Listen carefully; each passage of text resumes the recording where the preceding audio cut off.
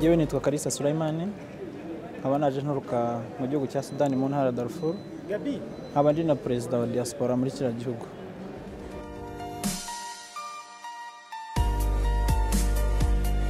Ishyano twitezemo byinshi birimo kumenya aho igihugu kigeze, aho cyerekeza, n'uruhare twebwe nk'abanyarwanda bakunda kuba bari hanze yacyo, umusanzu wacu muri iyo gahunda.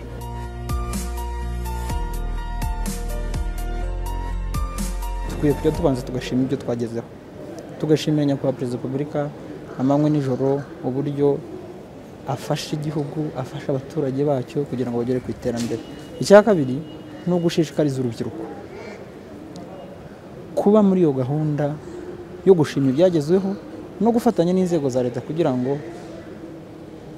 ibyapanzwe kugeraho nabyo bizagerweho nk'uko byifuza, tukabe mu ruhande gusa ruvuga ngo nta kigeri.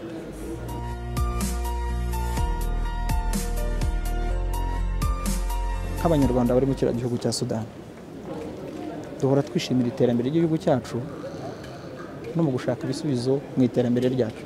Twakoze project yitwa to support the RDF veterans, disabled veterans. Hari abanyarwanda bahari, abasivili bakora muri Loni, hari abapolisi bahaza mu gihe gitoya, hari abasirikare bahaza mu gihe gitoya. Twishyize hamwe dutanga amafaranga ku buryo ubugiye tuvugana naje nzanye ibihumbi 78 by'amadolari byo kugira ngo dufashe ziriya ngabo zamugariye ku rugamba rwo kubohora igihugu.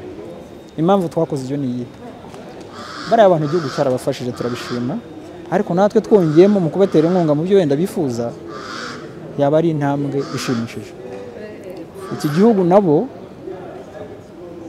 bari muri bamwe batumye kigeraho kigeze, bari no muri bamwe batumye twebwe turi mu mahanga dutanga umusaruro wacu tuba ibyo turi byo.